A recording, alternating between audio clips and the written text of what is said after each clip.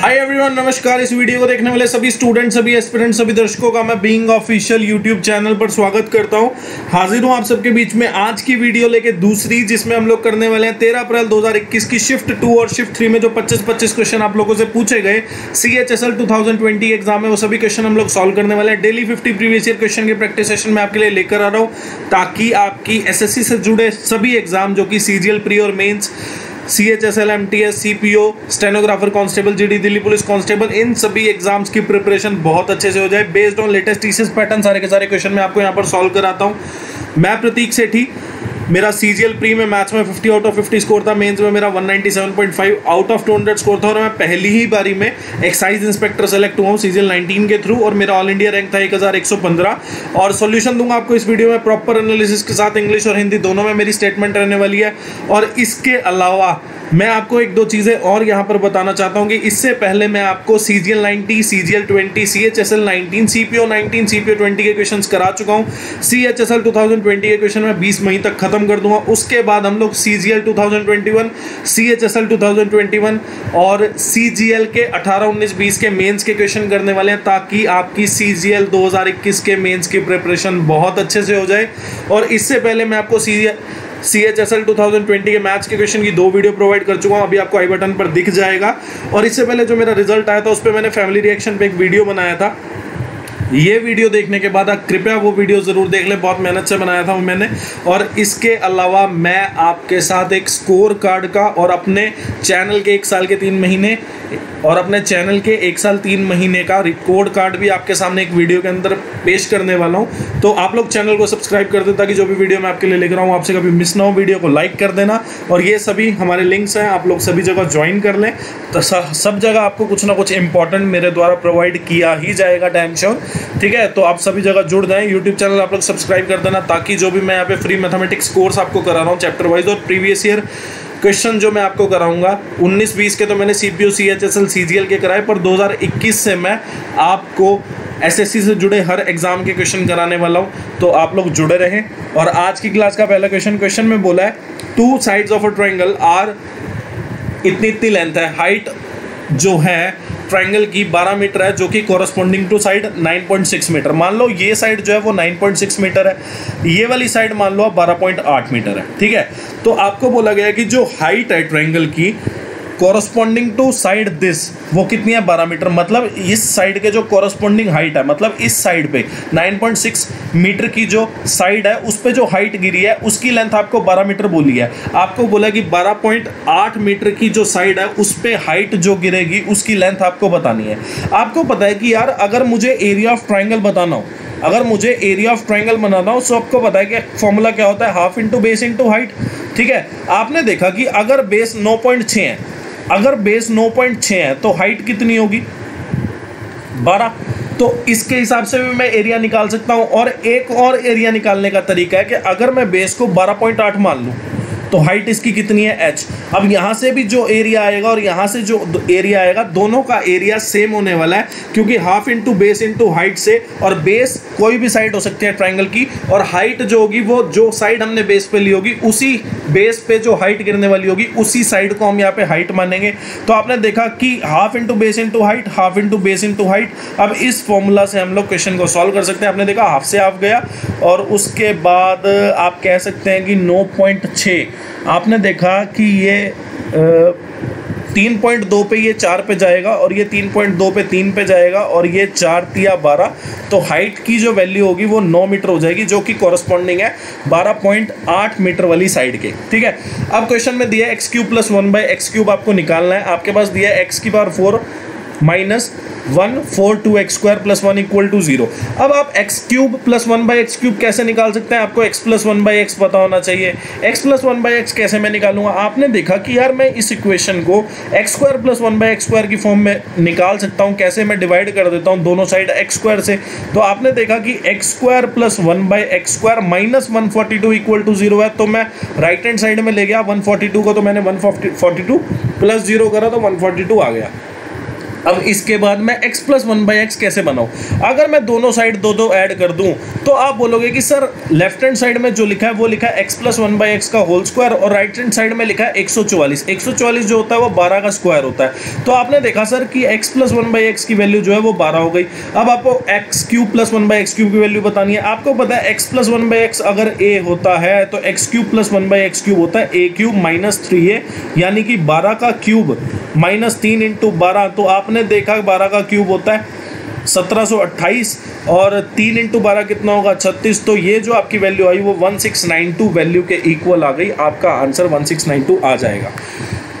Question में बोला in a survey it was found that in a constituency 55% of voter are male. तो आपने देखा कि टोटल जो कंस्टिट्यूएंसी में लोग हैं वो 100% है, जिसमें से 55% जो हैं वो मेल है और फीमेल कितनी है? आपने देखा फीमेल जो होंगी वो रेस्ट होंगी, मतलब बची हुई होंगी वो फीमेल होंगी। 100% पॉपुलेशन है जिसमें से 55% मेल है, तो 100 में से 55 गया तो आपको पता है कितना आ गया 45% जो है वो आपकी फीमेल्स हो जाएंगी। उसके बाद आपको बोला है कि 40% of the male voters are literate and 33.33 या 33:1/3% of the female voters are illiterate. आपको परसेंटेज ऑफ वोटर्स बताना है जो लिटरेट हो। आपने देखा 40% मैंने आपको बताया 40% की वैल्यू क्या होती है? 40/100 करूंगा तो 2/5 हो जाएगा। तो 40% का मतलब होता है 2/5। 2/5 of the male voter are literate. तो आपने देखा 55% का 2/5 कितना हो जाएगा? आपने देखा 55 को अगर मैं 2/5 से मल्टीप्लाई करूंगा तो आप देखोगे 11 पे गया तो 22%, मतलब 22% जो है वो लिटरेट मेल है। मतलब जो मेल जो है मेल वोटर जो है वो जो पढ़े लिखे हैं लिटरेट हैं वो कितने हो गए 22%। फिर आपको दिया 33 सही 1/3% of the female voters are literate. आपने देखा 33 सही 1/3 को मैं क्या बोल सकता हूँ 1/3। तो आपने देखा 1/3 जो है अनपढ़ है, तो पढ़े लिखे कितने होंगे? 1 में से 1/3 गया तो कितना आ जाएगा 2/3, मतलब 66.66% या 66:2/3% वोटर जो है फीमेल वोटर वो लिटरेट है। तो 66:2/3% की वैल्यू क्या होती है 2/3। तो 45% का 2/3 कितना आ जाएगा आपके पास 30%।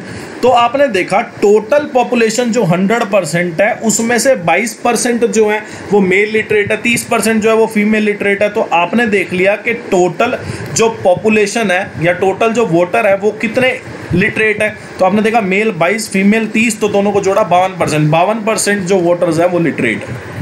क्वेश्चन में आपको बोला solution contain acid and water in the ratio 4:5। If 20% of the solution is replaced by water then what will be the ratio of acid and water. देखो पहली बात तो ये क्वेश्चन मैंने रिप्लेसमेंट मेथड से बहुत अच्छे से आप लोगों को कराया था मिक्सचर के क्वेश्चन में, ठीक है। वो मिक्सचर के चैप्टर में मैंने क्वेश्चंस आपको बहुत अच्छे से और बहुत बढ़िया तरीके से मैंने आपको कराए थे, बट स्टिल मैं आपको ये दोबारा एक्सप्लेन कर देता हूँ, ठीक है।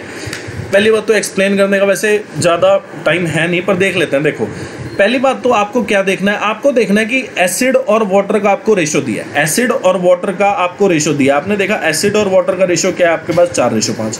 आपने देखा 20% ऑफ द सॉल्यूशन, सॉल्यूशन मने जिसमें एसिड भी है और जिसमें वाटर भी है। आपको दिया 20% ऑफ द सॉल्यूशन, सॉल्यूशन मने जिसमें एसिड भी है और जिसमें वाटर भी है, उसको रिप्लेस किया गया वाटर से। मतलब 20% ऑफ द सॉल्यूशन निकाला और उसमें वाटर डाला। आपने देखा कि किससे रिप्लेस किया? वाटर से। एसिड से तो नहीं रिप्लेस किया, तो आप क्या करेंगे एसिड बाय टोटल सॉल्यूशन का रेशो लेंगे। आपने देखा एसिड कितना 4 और टोटल सॉल्यूशन कितना 4 और 5 कितना 9, तो 4/9 जो है वो एसिड की क्वांटिटी है। मतलब 4/9 जो है एसिड की क्वांटिटी है टोटल सॉल्यूशन में। मतलब टोटल सॉल्यूशन अगर 9 है तो एसिड उसमें कितना है 4। आपने देखा 20% ऑफ द सॉल्यूशन रिप्लेस कर दिया वाटर से। तो आपने देखा ये जो 100% सॉल्यूशन है, ये जो 100% सॉल्यूशन है, इसमें से 20% को वाटर से रिप्लेस कर दिया। तो आपने देखा सॉल्यूशन बचा ही कितना 80%। तो आपने देखा कि जब 20% ऑफ द सॉल्यूशन को हमने वाटर से रिप्लेस कर दिया तो 20% सॉल्यूशन चला गया, 100% सॉल्यूशन था 20% चला गया, तो रह कितना गया अब सॉल्यूशन 80%। तो आपने देखा 80% की वैल्यू कितनी हो जाएगी, आपने यहाँ पे देखा तो ये आ गया 4/5। फिर आपने देखा ये कितना हो गया 16/45। तो आपने देखा एसिड और टोटल सॉल्यूशन का अब रेशियो कितना रहेगा 16:45। तो अब एसिड और वाटर का आप बता सकते हैं, एसिड कितना 16, 45 टोटल सॉल्यूशन है जिसमें से एसिड जो है वो 16 है, तो वाटर कितना आ गया आपके पास 29। तो 16:29 आपका जो है आंसर बिल्कुल सही आएगा। या फिर एक और तरीका बताता हूँ, चलो आपने देखा एसिड और वाटर का जो रेशियो है वो कितना है 4:5। तो आपने मान लिया एसिड जो है 40 लीटर है, लेट कर लिया आपने, लेट कर लिया कि एसिड जो है वो 40 लीटर है और वाटर जो है वो 50 लीटर है। आपने देखा 20% ऑफ द सॉल्यूशन रिप्लेस किया गया वाटर से। 20% ऑफ द सॉल्यूशन माने कि 20% ऑफ एसिड एंड वाटर, मतलब एसिड का भी 20% और वाटर का भी 20%, क्योंकि सॉल्यूशन जो है दो चीज़ों को मिला के बना है, एसिड और वाटर दोनों को। अगर 20% ऑफ द सॉल्यूशन रिप्लेस किया मतलब 20% तो वाटर का और 20% ही एसिड का रिप्लेस किया।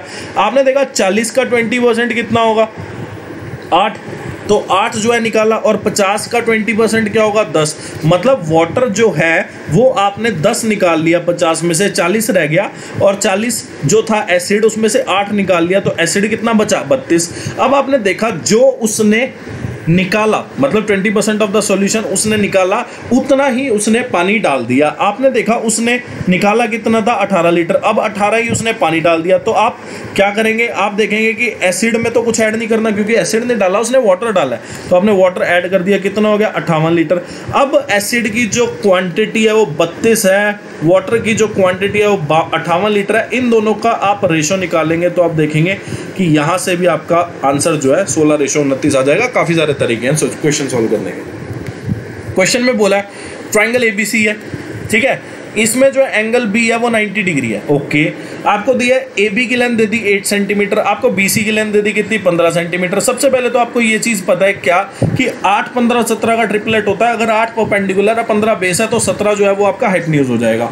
दूसरी चीज़ आपको बोला D is a point on B C, BC पे एक पॉइंट है D। अगर AD को देखा जाए तो AD जो है एंगल बाइसेक्टर है। AD अगर एंगल बाइसेक्टर है एंगल A का, तो आपको पता है कि एक थ्योरम होती है इंटरनल एंगल बाइसेक्टर की, AB/AC इक्वल टू BD/DC। आपको पता है इंटरनल एंगल बाइसेक्टर की थ्योरम होती है कि AB/AC मतलब ये वाली साइड का रेशो और इस वाली साइड का रेशो जो है वो BD/DC के इक्वल होगा। ठीक है, ये इंटरनल एंगल बाइसेक्टर थ्योरम कहती है जब भी AD जो है वो एंगल को बाइसेक्ट करेगा, एंगल A को बाइसेक्ट करेगा। तो आपने देखा कि AB की लेंथ जो है वो कितनी है 8, AC की कितनी है 17। तो आपने देखा BD/DC जो है वो 8/17, मतलब BD और DC जो है वो 8:17 में डिवाइड है। तो आपको बोला है क्या कि आप BD की लेंथ बताओ। आपने देखा कि BD, आपने देखा BC जो है वो BD और DC को जोड़ के बनी है। तो आपने देखा कि BD का रेशियो कितना 8, DC का कितना 17, तो 8 और 17 को जोड़ा तो कितना आ गया आपके पास 25। अब 25 तो रेशियो के हिसाब से जोड़ा है, लेंथ का जोड़ कितना है 15, तो एक की वैल्यू कितनी हो गई 3/5। आपको बोला है क्या BD की लेंथ बताओ। BD जो है वो कितना रेशियो में था 8 की वैल्यू कितनी हो जाएगी 3/5 × 8। तो आपने देखा 3/5 कितना होता है 0.6 को अगर मैं 8 से मल्टीप्लाई करूं तो कितना हो जाएगा 4.8 सेंटीमीटर। अब ये वाला क्वेश्चन है, जब भी आपको ऐसा क्वेश्चन दिया जाए तो आप याद रखना कि एक फॉर्मूला क्या कि ax + by का whole square plus ax - by का whole square equal to a² + b² × x² + y²। ठीक है, अब आप इसको खोल के देखोगे तब आप पाओगे कि वो ये प्रूव कर रहा है, मतलब लेफ्ट हैंड साइड को अगर आप सॉल्व करने की कोशिश करोगे तो आप देखोगे कि वो राइट हैंड साइड को प्रूव कर रहा है।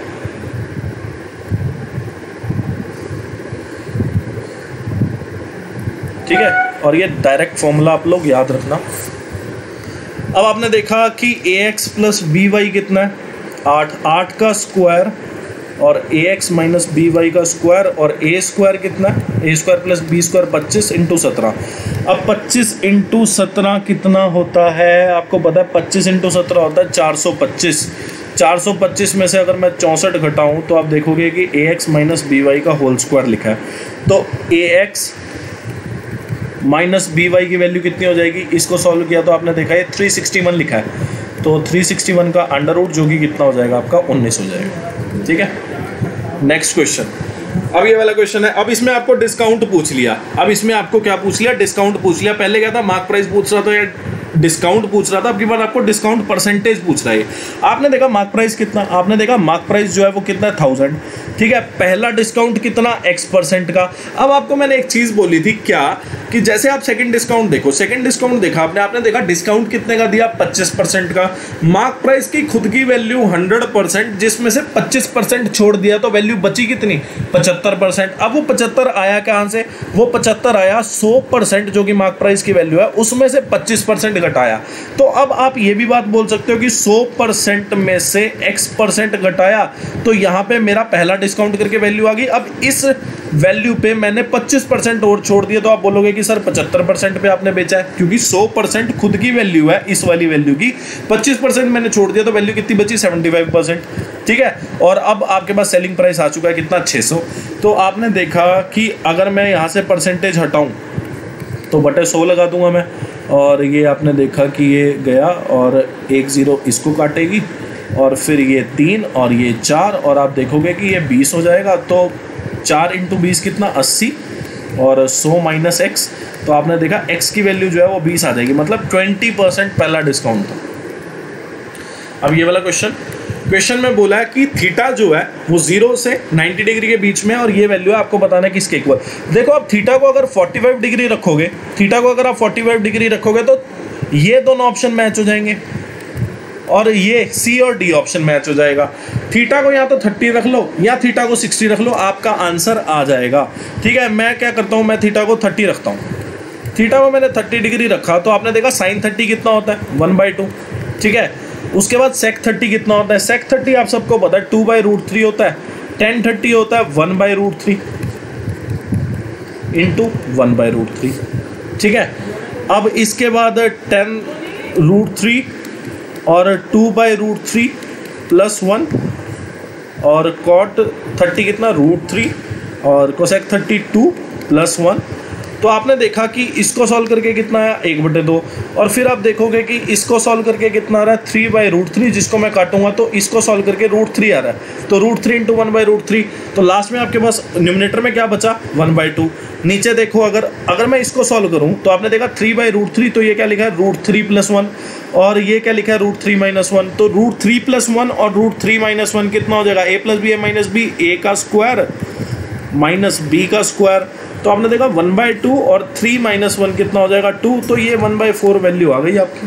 अब 1/4 आप देखो, आपने इसको 30 रखा तो आप देखोगे ये 1/2 आएगा, इसको 30 रखा तो आपने देखा √3/2, इसको 30 रखा आपने तो √3/4 आएगा, और इसको सॉल्व करके आपका 1/2/2 जो कि 1/4 हो जाएगा। This one is the correct answer.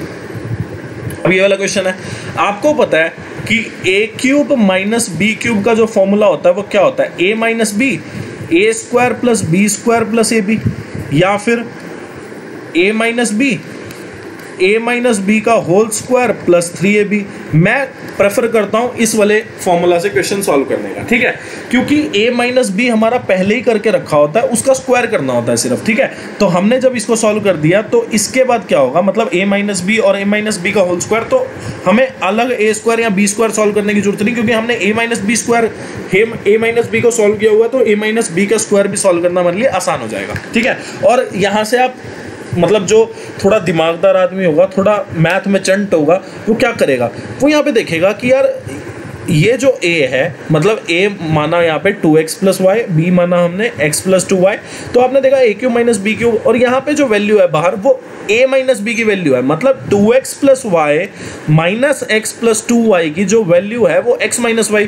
तो कोई जो बहुत समझदार होगा वो क्या करेगा, वो लेफ्ट हैंड साइड की वैल्यू जो है ना, सीधा पहले तो x - y लिख लेगा, मतलब a - b की वैल्यू आपकी कितनी आ गई, x - y आई कैसे, 2x + y - x 2y, तो आपने देखा x - y वैल्यू आ गई, ठीक है।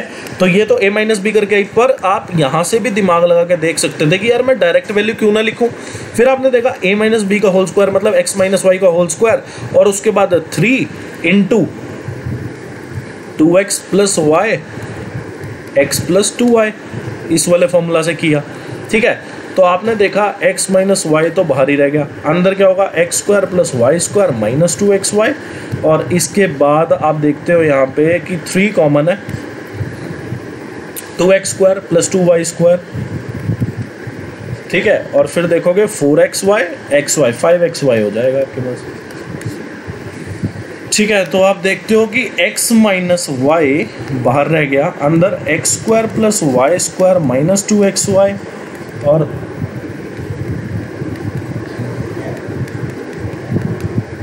ठीक है, अब इसको सॉल्व करके आपके पास क्या आ रहा है, इसके पास आपके पास आ रहा है 7x square 7y square plus 13xy। ठीक है, अब यहाँ से आप देख पा रहे हो एक चीज़ क्या कि इसमें a कॉमन लिया हुआ तो हम 7 को कॉमन लेंगे, x square plus y square, तो a की वैल्यू तो आपके पास 7 आ गई और b की वैल्यू आपके पास 13 आ गई। आपको बोला 2a माइनस b की वैल्यू बताओ, मतलब 2 × 7 14 माइनस 13 कितना हो जाएगा, आपके पास 1 हो जाएगा। अब ये वाला क्वेश्चन है, क्वेश्चन में आपको बोला है shopkeeper bought 40 dozen egg. 40 dozen माने कि उसने एक डजन में कितने एग होते हैं, 12 एग होते हैं, तो 40 डजन में कितने होंगे 480, मतलब उसने 480 अंडे खरीदे और एक अंडे की कॉस्ट कितनी है 1.4 रुपये।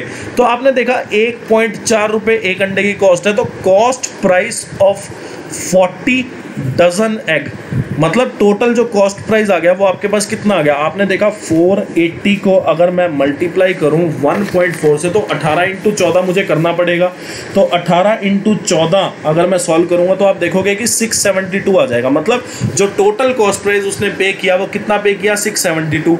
अब आपने देखा 480 उसने खरीदे थे और 80 जो एग्स हैं वो ट्रांसपोर्टेशन यानी कि यातायात में वो टूट गए, तो आपने देखा 480 में से अगर 80 टूट गए तो अंडे बचे कितने, 400 अंडे बचे, और उन 400 अंडों को उन्होंने एक अंडा 1.6 रुपये के हिसाब से बेचा। तो एक अंडा अगर 1.6 रुपये का बिका तो 400 अंडे कितने के बिकेंगे, 400 अंडे 640 रुपये के बिकेंगे।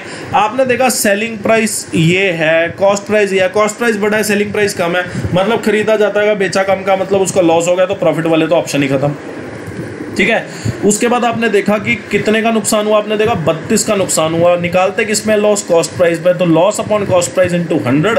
तो आप इसको सॉल्व करोगे तो आप देखोगे वैल्यू जो है आपकी वो आएगी 4.76%। तो ये जो है ये 3 पॉइंट कुछ है तो ये गलत हो गया, 4.676% जो है बी ऑप्शन करेक्ट हो जाएगा। अब ये वाला क्वेश्चन है, आपने देखा कि यार 1.1 है तो मैं इसको पॉइंट में क्यों रहने दूं, मैं ना इसको 11 लिखता हूं तो नीचे कितना आ जाएगा 60। अब आपको पता है कि ये परपेंडिकुलर ये बेस होगा, क्यों, क्योंकि 10 जो होता है वो परपेंडिकुलर बाय बेस होता है। और आपको एक और चीज़ पता है क्या कि 11, 60 और 61 का ट्रिपलेट होता है, तो आप बोल सकते हो कि हाइपोटेन्यूज भी हमें पता लग गया। अब हाइपोटेन्यूज भी पता लग गया, बेस भी पता है, परपेंडिकुलर भी पता है, इसको सॉल्व कर लेंगे। आपने देखा 4 cos A, cos A क्या होता है, बेस बाय हाइपोटेन्यूज, और साइन ए क्या होता है, परपेंडिकुलर बाय हाइपोटेन्यूज। तो आपने देखा 240 में से अगर मैं 77 माइनस करूं तो आप बोलोगे कि सर 163 हो जाएगा 61, तो ये जो है आपका ये दोनों ऑप्शन तो गलत हो गए, नीचे तो 61 आएगा, तो 241/61 ये जो है आपका करेक्ट आंसर होगा। अब ये वाला क्वेश्चन है, देखो आपने देखा पहले ऑफ को सॉल्व करना पड़ेगा, तो 16 × 2 32, 32 को अगर मैं 96 से डिवाइड करूँ तो 3 आता है। ठीक है, उसके बाद पहले डिवाइड सॉल्व करना पड़ेगा, तो 2 डिवाइड बाई 32 कितना होगा 1/16, तो 128 को अगर 1/16 से मल्टीप्लाई करोगे तो आपको पता है 8 आएगा, और 15 चौक कितना होता है 60 होता है। ठीक है, अब उसके बाद ऑफ को सॉल्व करना है तो 2/3 कर दो। उसके बाद आपने देखा 1/3। अब ये जो बार लगा है, ये जो बार लगा है इसका मतलब ये है कि ये जो मतलब 1/4 और 1/6 जो है वो ब्रैकेट में है। ठीक है, वरना अगर आप इसको, ये चीज़ आपको नहीं पता, अगर आपको बार का मतलब नहीं पता, बार का मतलब ये है कि आपको 1/4 माइनस 1/6 जो है वो ब्रैकेट में रखना है, जितनी चीज़ के ऊपर बार है उसको ब्रैकेट में रखना है। अगर आप इसको ब्रैकेट में नहीं रखेंगे तो आप देखो, मतलब अगर आपको बार का मतलब नहीं पता और आप इसको ब्रैकेट में नहीं रख पाए तो उससे आपकी गड़बड़ क्या होने वाली है कि आप इसको सॉल्व करके कुछ -1/12 बना दोगे, जो कि गलत हो जाएगा आपका क्वेश्चन। ठीक है, पहले आपको 1/4 माइनस 1/6 को सॉल्व करना है, तो आपने देखा 3 - 2 बाई 12 तो 1/12, तो इसको सॉल्व करके आपका 1/12 आया। अब आपको इसको 1/3 से सॉल्व करना है, माइनस करना है, तो आपने देखा 12, 4 - 1 कितना होता है, आपने देखा 12, 4 - 1 3, तो 3/12 कितना होगा आपके पास 1/4। तो आप बोल सकते हो कि 60 और 3 में से 8 गए -5, तो 55 तो ऊपर आ गया, नीचे क्या आएगा 5/6 × 2/3 × 1/4। ठीक है, तो आपने देखा कि अब इसको सॉल्व करते हैं। चलो तो इसको सॉल्व करके ये आ गया 3 और ये गया 11 पे, और ये देखा आपने 3 दिया 9 चौक 36, 36 इंटू 11 कितना होगा 396। तो ये आपका आंसर बिल्कुल सही है। अब ये वाला क्वेश्चन है, ठीक है, आपने देखा ए किसी काम को 80 दिन में करता है, उसी काम को बी 96 दिन में करेगा।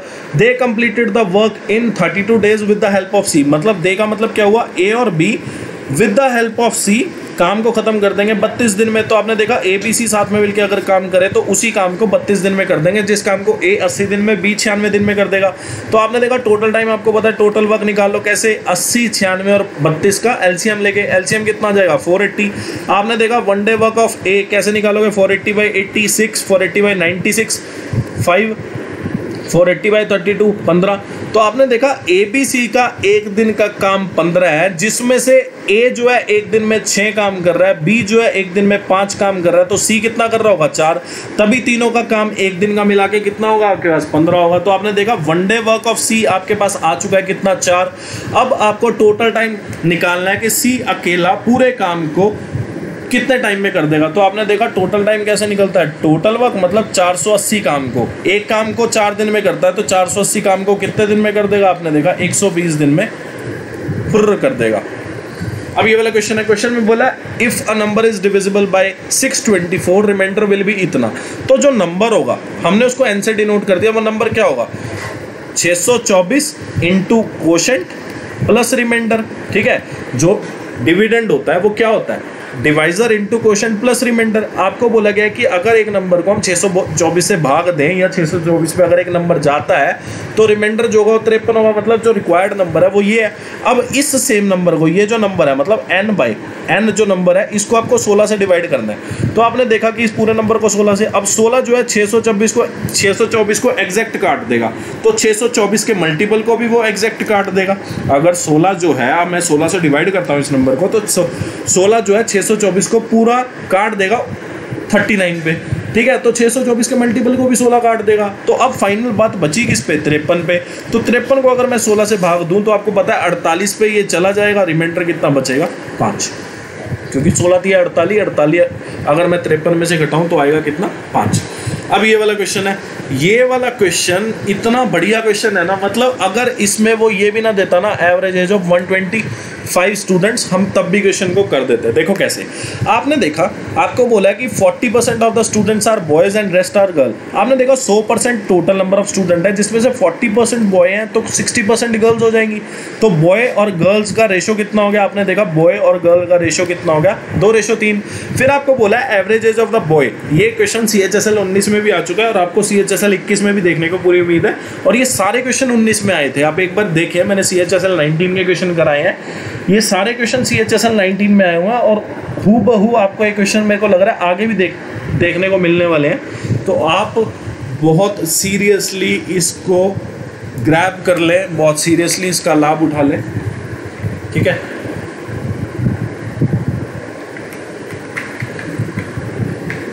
आपको बोला है क्या कि एवरेज एज जो है, ठीक है, ये तो क्या हो गया number of boys number of girls का रेशो।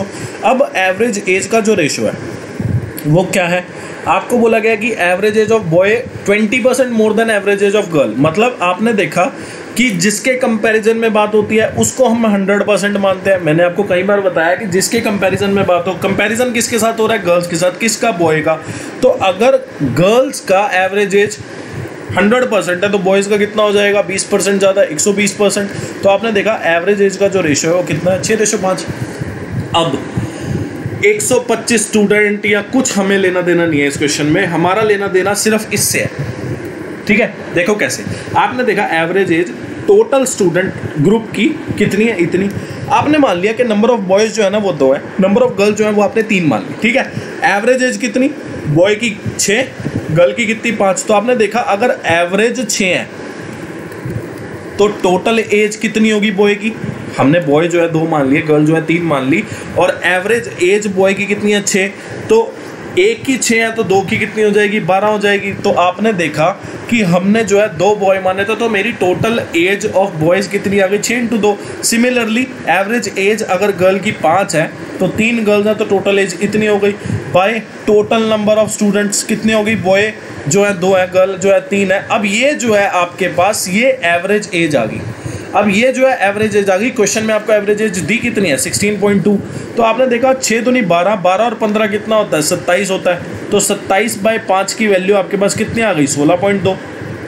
तो एक की वैल्यू कितनी आ जाएगी, आपने देखा एक की जो वैल्यू है वो आपके पास 81 आएगी। 81/27 16.2 का अगर मैं 5 से मल्टीप्लाई करूँगा तो आप देखोगे 81 आएगा। तो 81/27 किया, एक की वैल्यू 3 आ गई। आपको बताना है average age of the boy. अब एवरेज एज का रेशो क्या है 6, तो 6 की वैल्यू निकालनी है। 6 तिया कितना होगा 18। अगर एवरेज एज ऑफ गर्ल पूछता तो 5 की वैल्यू निकालते हैं। 5 की वैल्यू आपके पास कितनी आ जाएगी 15। ठीक है, तो 5 एवरेज एज ऑफ गर्ल्स है और एवरेज एज ऑफ बॉय कितना है 18। अगर कोई बोले कि sir total number of boys भी बता सकते थे क्या, टोटल नंबर ऑफ गर्ल्स भी बता सकते थे, बिल्कुल बता सकते थे भाई। आप 125 को डिवाइड कर दो 2:3 में, बॉयज़ भी आ जाएंगे गर्ल्स भी आ जाएंगी। पर इस वाली वैल्यू से जो ये एक वैल्यू आई है, इस वैल्यू से आप नंबर ऑफ बॉयज़ और नंबर ऑफ गर्ल्स नहीं बता सकते कि एक की वैल्यू अगर 3 है, 2 की वैल्यू 6, मतलब 6 बॉयज़ हैं और 9 गर्ल्स हैं, ऐसा नहीं आप बता सकते। इससे सिर्फ आप एवरेज बता सकते हो। अब ये वाला क्वेश्चन है, क्वेश्चन बोला है ABCD एक साइक्लिक क्वाड्रिलेटरल है जिसमें AB जो है वो डायमीटर है। तो आपने देखा कि AB अगर डायमीटर है तो ABCD जो है साइक्लिक क्वाड्रिलेटरल है। तो आपने ABCD बना दिया। अब इसी उसमें बनाना है रोटेशन में कि A से B, B से C, C से D। ऐसा नहीं करना AB और यहाँ पे C लिख दिया और यहाँ पे D। तो आप देखोगे ABDC बन जाएगा, ये जब रोटेशन में जाएगा ABDC बन जाएगा। ठीक है, तो आपको ABCD कैसे बनाना होता है वो बचपन से सिखा ही रहे हैं अपने टीचर्स स्कूल वाले, और मैंने भी एक बार बता दिया। ठीक है, आपको एंगल ADC की वैल्यू दी है कितनी 118 डिग्री। ठीक है, अब आपको पता है साइक्लिक क्वाड्रिलेटरल में आमने सामने वाले एंगल का जोड़ कितना होता है 180। अगर ये 118 एंगल B और एंगल D का जोड़ 180 डिग्री, तो ये वाला एंगल कितने का हो जाएगा 62 डिग्री का हो जाएगा। अब आपको पता है डायामीटर जो है सरकमफ्रांस के किसी भी पॉइंट के साथ 90 डिग्री एंगल बनाता है। अगर ये 90 है ट्राइंगल ABC में, ये 90 डिग्री मतलब एंगल C 90 है, एंगल B 62 है, तो एंगल A कितना हो जाएगा 28। यही आपसे पूछा था। नेक्स्ट क्वेश्चन, अब ये वाला क्वेश्चन है। आपने देखा कि एक प्रिंसिपल जो था, एक प्रिंसिपल था जो इतनी अमाउंट हो गया 2 साल में, तो सिंपल इंटरेस्ट बताना है डबल रेट पे और इतना साल। देखो आपने देखा कि आपको फॉर्मूला पता है क्या 2681.28, ये क्या हो गया अमाउंट प्रिंसिपल। ठीक है, तो आपने देखा प्रिंसिपल कितना है 2432, 1 प्लस रेट बाय 100 स्क्वायर। ठीक है, तो आपने देखा अगर मैं इसको 8 पे काट दूं तो ये कितने पे जाएगा। अगर मैं इसको 8 पे काट देता हूं तो आप देखते हो कि ये जाएगा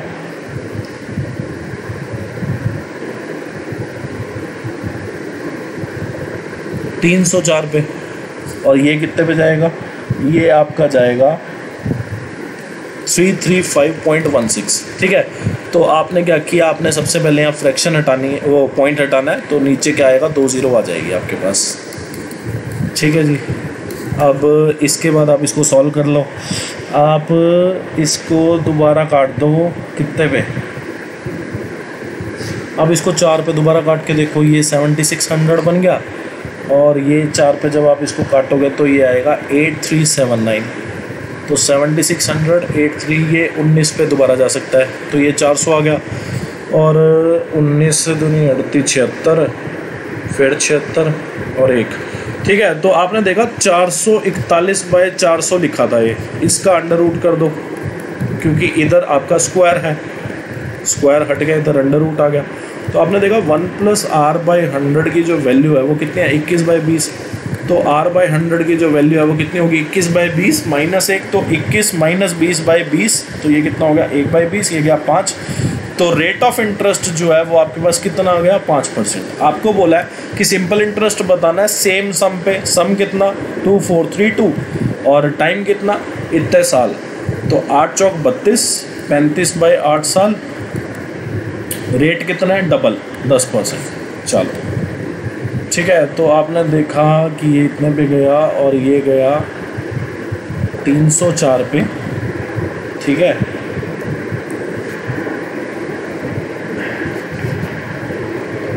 और 304 पे गया। अब ये 2 पे और ये 7 पे और ये 152। ठीक है, तो ये हो गया 15 7 105, 14 का 1 तो 1064। तो सिंपल इंटरेस्ट जो है 1064 रुपये होगा। ठीक है, अब ये वाला क्वेश्चन है। क्वेश्चन में बोला wire is bent to form a square of area इतना। ठीक है, अब एक वायर को जो है वो स्क्वायर की फॉर्म में बेंट कर दिया। अब सेम वायर को क्या करना है, सर्कल की फॉर्म में बेंट करना है, उसका एरिया बताना है। देखो पहली चीज़ तो आप ये समझो क्या कि अगर एरिया इतना है और आपको पता है एरिया ऑफ स्क्वायर का फॉर्मूला क्या होता है, ए स्क्वायर, तो ए की वैल्यू कितनी आ गई 169 का अंडर रूट। मतलब जो स्क्वायर की साइड है, मतलब जो वायर का हमने स्क्वायर बना दिया उसकी जो साइड है वो कितनी है, 13 सेंटीमीटर की साइड है, क्योंकि एरिया 169 था।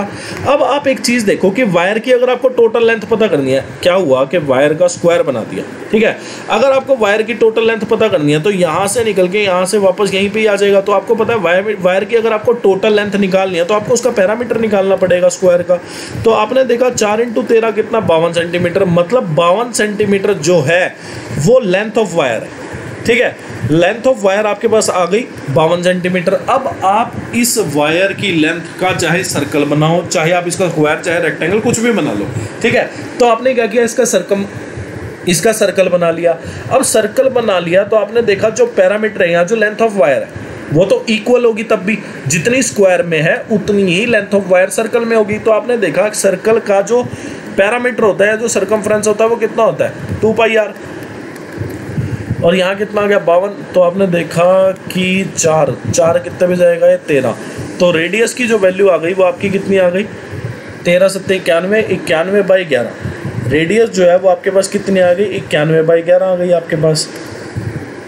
ठीक है, आपको बोला है कि इसी सर्कल का एरिया बताओ। तो एरिया क्या होता है πr स्क्वायर। ठीक है, तो आपने देखा ये गया 2 पे और ये गया 13 पे। तो 13 × 91, तो 13 दूनी 26, 26 कम 26 और 26 नीम, तो यहाँ पे आ जाएगा आपके पास 26 13 26 और आपके पास आएगा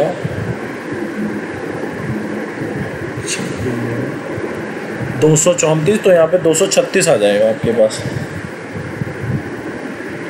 सही है, ठीक है। 2 3 6 6 डिवाइड बाई 11। तो आपने देखा कि ये ऑलमोस्ट 2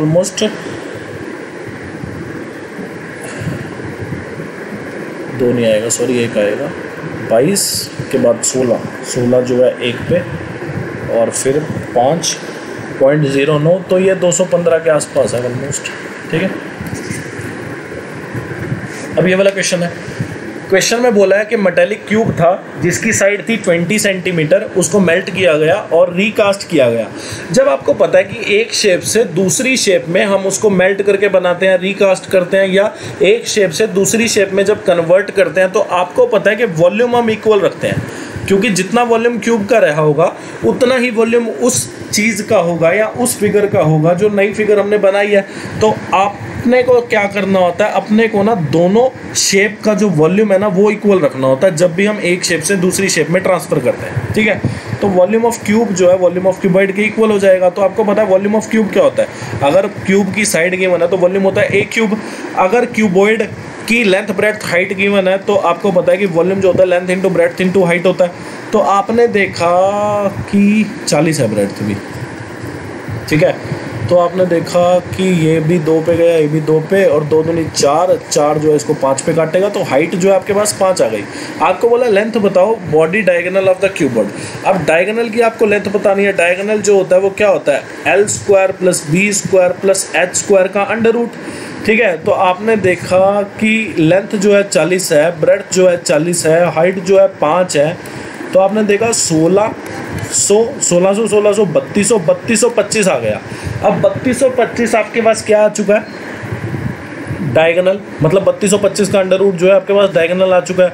तो आप देखो कि आप इसको 25 से अगर डिवाइड करो 3225 को, तो 25 का फैक्टर बनाओ तो 25 1 2 नो।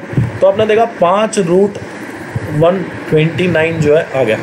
ठीक है, ये आपका आंसर हो जाएगा।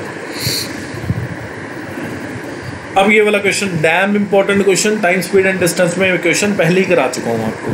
ठीक है, बहुत अच्छा और बहुत इंपॉर्टेंट क्वेश्चन। क्वेश्चन में बोला कि ट्रेन ए जो है ट्रेन बी से इतना टाइम ज़्यादा लेती है to cover a distance of 360 kilometre.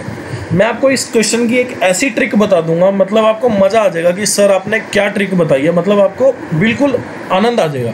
ठीक है, बहुत सारी जगह इसके बहुत लंबे लंबे सॉल्यूशन दिए हुए हैं, कोई सॉल्यूशन नहीं देखना आपको, जो मैं बता दूं सबसे बेस्ट है। ठीक है, आपने देखा 1 घंटा और 4/5 घंटे को हम बोलेंगे क्या 48 मिनट्स, और 1 घंटे में 60 मिनट होते हैं, तो 60 + 48 तो ये कितने हो गए 108 मिनट हो गए। ठीक है, जस्ट फॉर आसानियत इसलिए लिख रहा हूँ मैं ये चीज़। ठीक है, देखो कैसे करेंगे क्वेश्चन को सॉल्व। आपने देखा है यहाँ पे कि स्पीड ऑफ ट्रेन जो है वो डबल की गई। आपने देखा ए की जो इनिशियल स्पीड थी,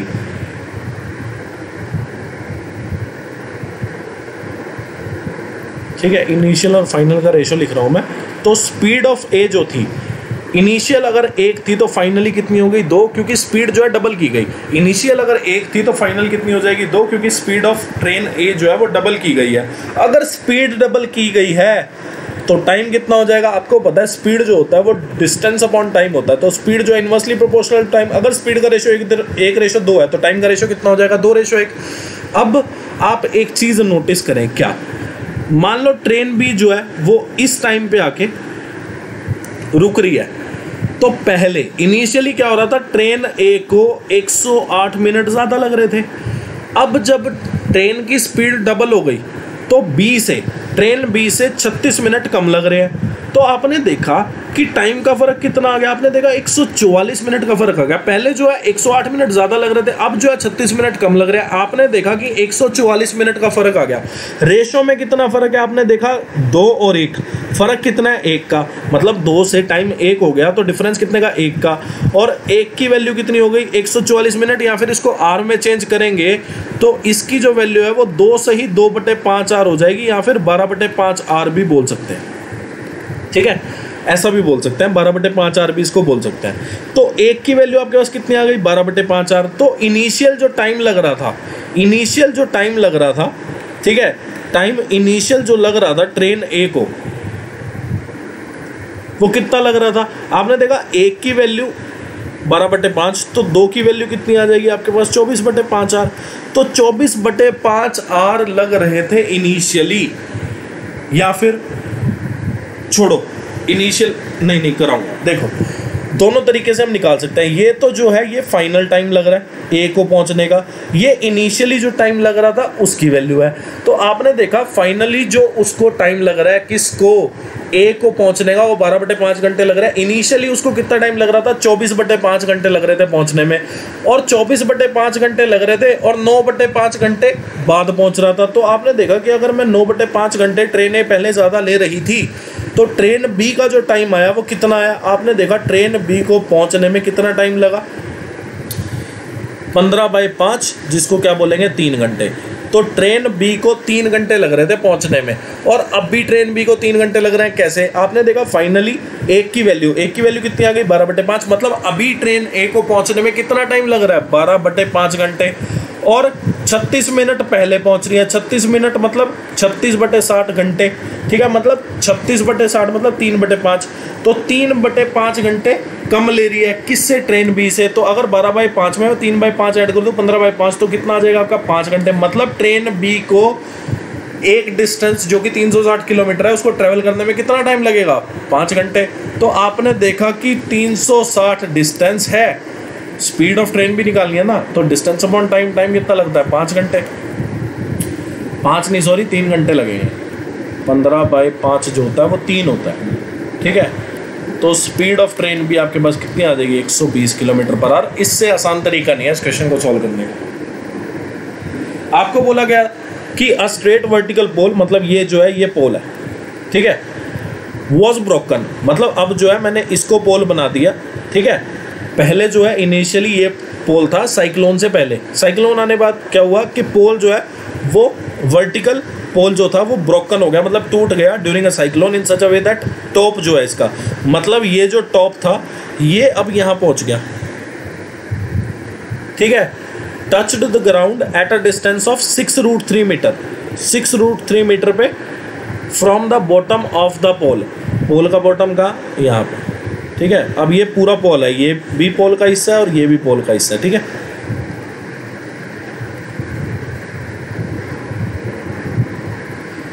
and made an angle of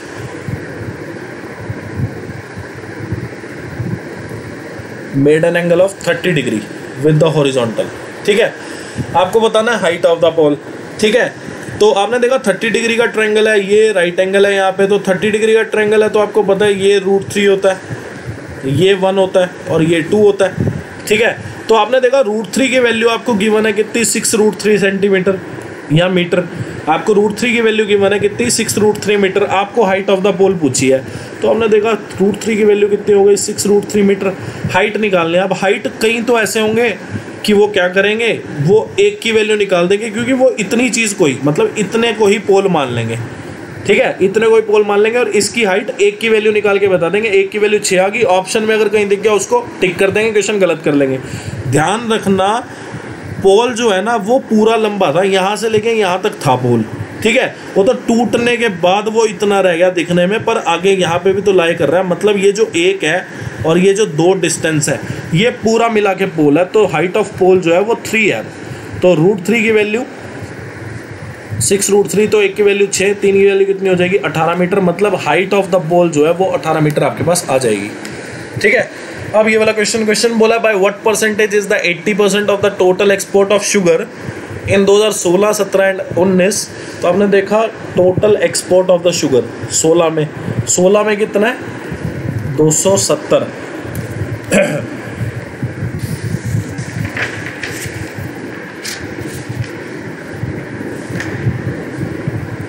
ठीक है। 16 में कितना है एक्सपोर्ट, 270, और ये कितना है, ये है 2017, ये 350 है और ये 380 है, ठीक है, 350 है और 380 है। वेट एक सेकेंड, मुझे गड़बड़ लग रही है इसमें कुछ,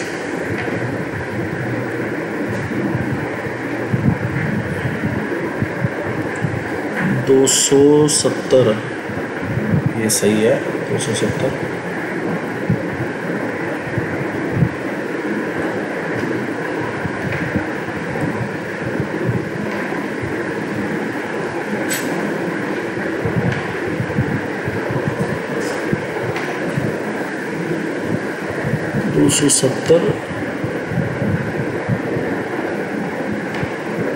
हाँ 270 ही है ये, 216, 2017 एंड 2019।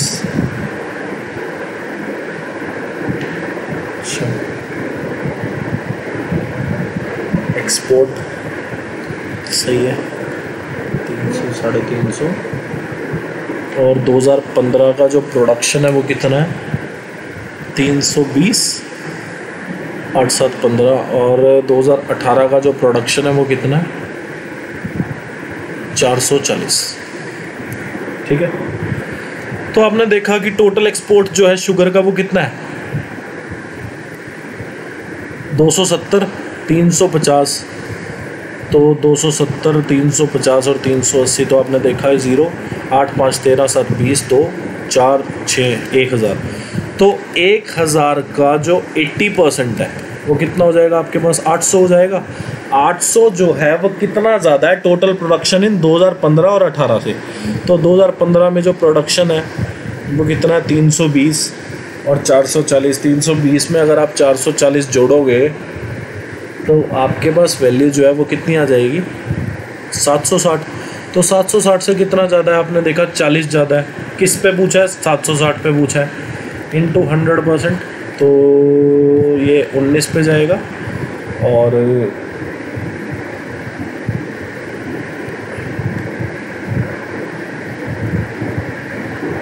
चालीस बाय 100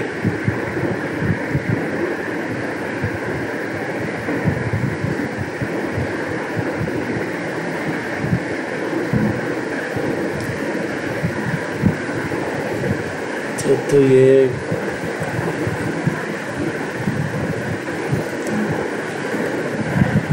आंसर में गड़बड़ आ रहा है।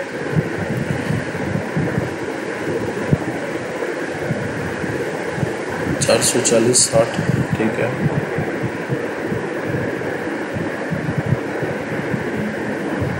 तो 5.26 आएगा, 5.26। तो यहाँ पे 5.3% आएगा, जो कि आंसर बिल्कुल सही है, ठीक है।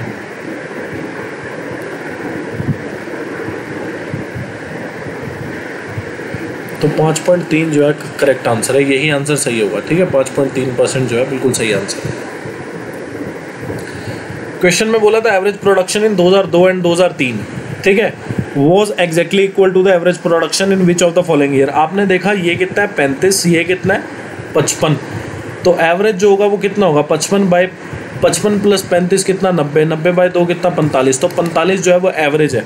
अब 2004 और 2006 का एवरेज कितना होगा 40 और 60 का एवरेज जो होगा वो 50 हो जाएगा। 2001 और 2007, 2001 में कितना 20, 2007 में कितना 70, 20 और 70 90/2 कितना 45। तो ये वाला जो पेयर है ये एग्जैक्ट एवरेज मैच कर रहा है। क्वेश्चन में बोला है the consumption of tea in which state and year is closer to the average consumption of the tea in state A over 6 years. तो आपने देखा 112 में 122 में 124 132 और 135 और 153 अगर मैं जोड़ूंगा तो इसकी वैल्यू कितनी आएगी 778।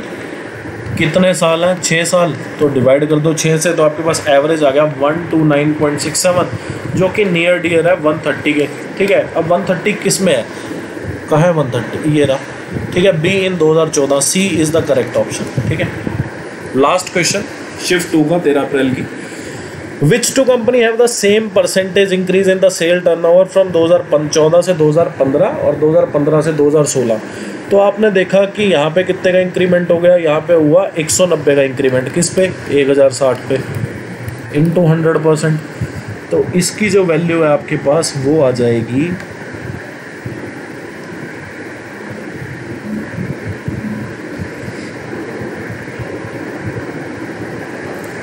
17.92%, ठीक है। और कंपनी बी में देख लो तो आपने देखा 171 को अगर मैं 954 इंटू 100% करूँ तो आपने देखा कि यहाँ पे आएगा आपका 17.92%, ठीक है। ये दोनों तो इक्वल हो गए, मतलब ए और बी में सेम इंक्रीमेंट हुआ है परसेंटेज का।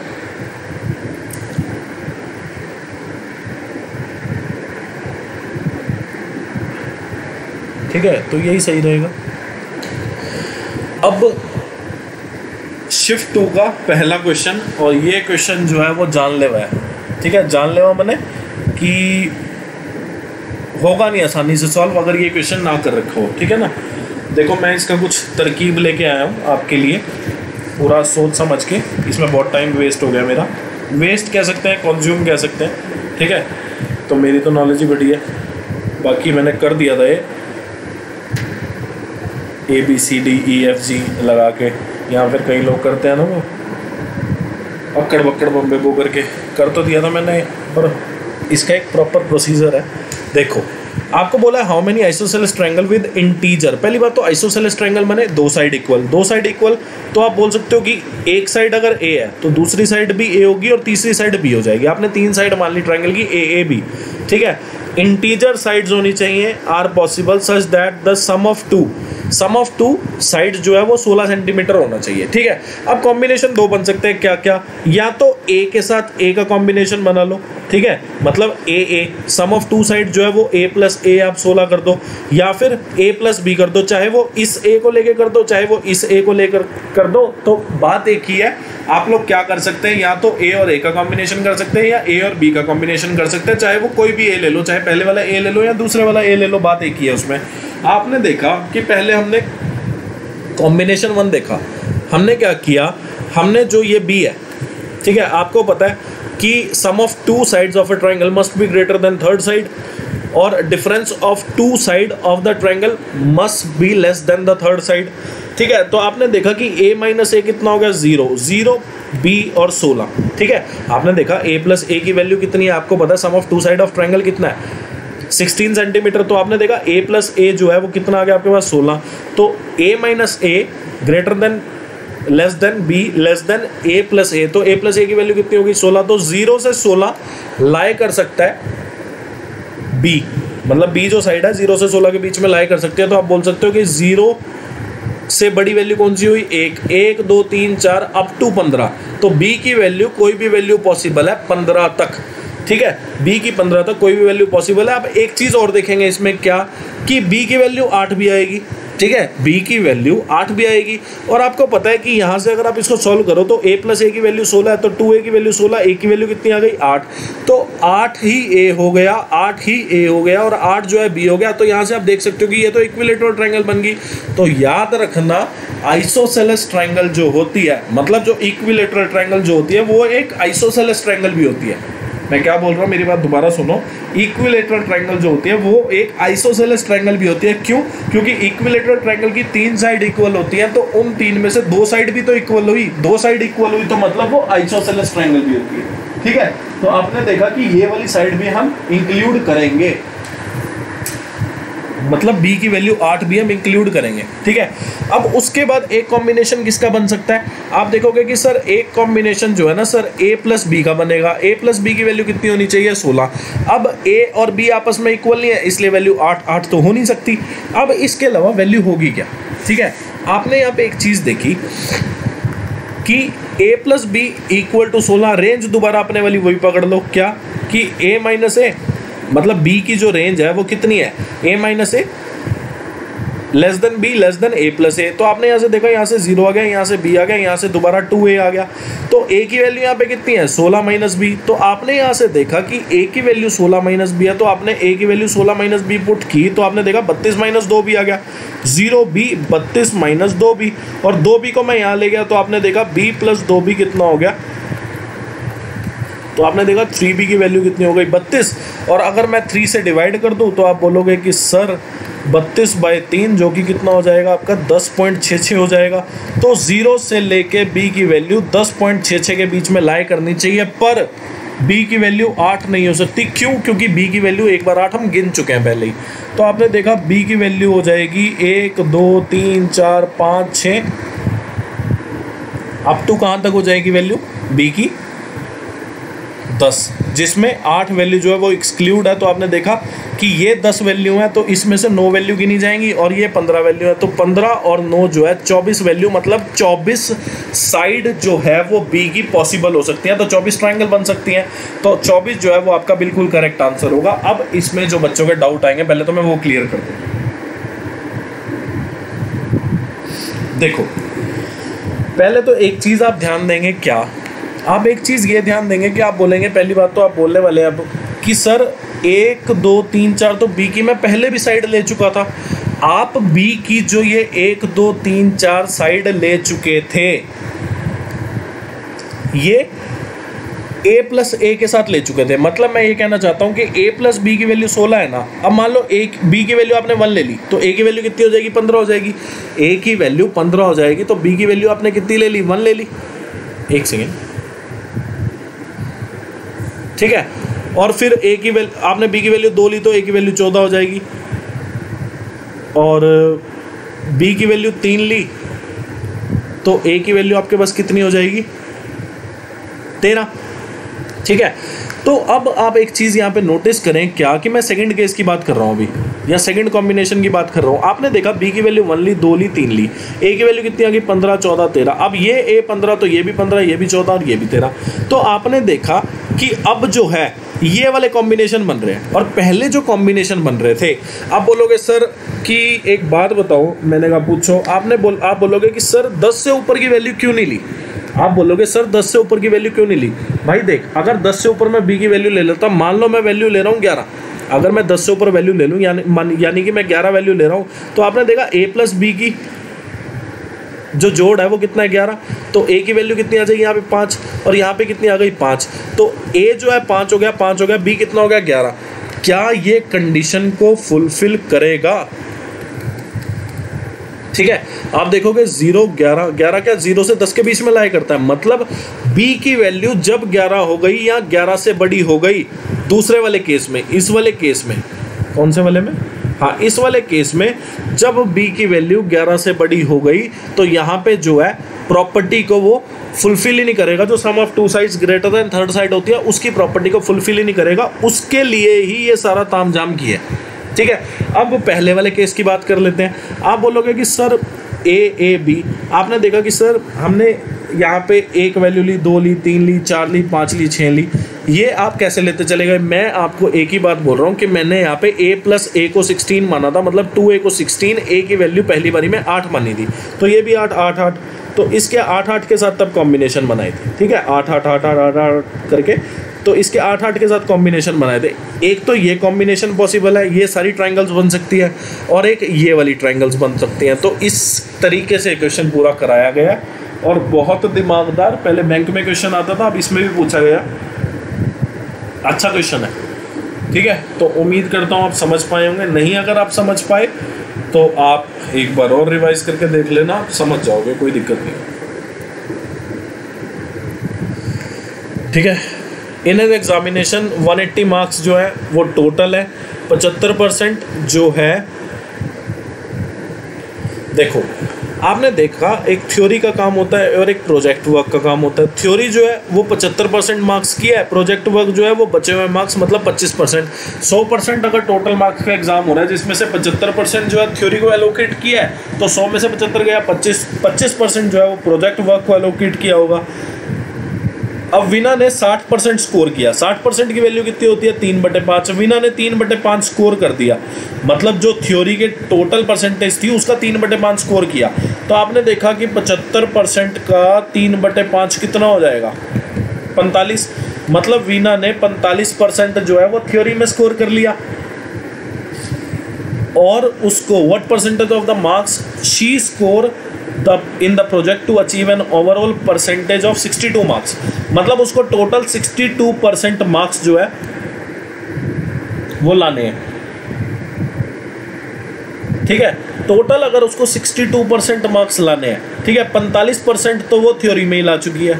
ठीक है, टोटल 62% मार्क्स लाने हैं पूरे सब्जेक्ट में, तो वो 45% तो थ्योरी में ला चुकी है। तो अब उसको कितने लाने हैं? 17% मार्क्स, किस में? प्रोजेक्ट वर्क में। तो 17% मार्क्स उसके प्रोजेक्ट वर्क में आने चाहिए। ठीक है, तो 17% जो है वो 25% का कितना हो जाएगा? तो आपने देखा 17% जो है वो 25% का जो है वो कितना हो जाएगा? 17 दूनी 34, 68% हो जाएगा। मतलब उसको 68% मार्क्स स्कोर करने पड़ेंगे प्रोजेक्ट में, तभी जाके वो स्कोर कर पाएगी। मतलब इस 25% का उसको 68% स्कोर करना पड़ेगा, तभी जाके उसका 17% होगा, और टोटल जो परसेंटेज होंगे उसके मार्क्स वो कितने हो जाएंगे? 62%। आपको बोला गया कि PQRS एक PQRS एक क्वाड्रिलेटरल है, और सर्कल जो है इनसाइड द क्वाड्रिलेटरल जो चारों साइड को टच कर रहा है। जब चारों साइड को सर्कल जो है वो टच कर जाए और सर्कल अंदर बनाओ क्वाड्रिलेटरल के, तो PQ आमने सामने वाली साइड का जोड़ जो है वो इक्वल होता है।